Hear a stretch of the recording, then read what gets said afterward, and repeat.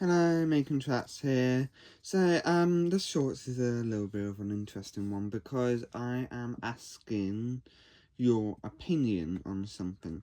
So, I have glued down the platforms at Bishop Station and St Evans Church over there. However, should I do a platform here for the locomotive siding?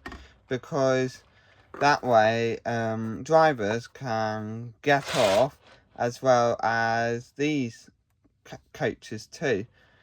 Don't know why it's rolling, but should I have a locomotive platform for locomotives and maintenance carriages?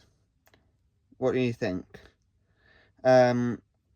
Summer special video will be coming out this month, and it's the next video to come out. So have a good day, and I'll see you very soon.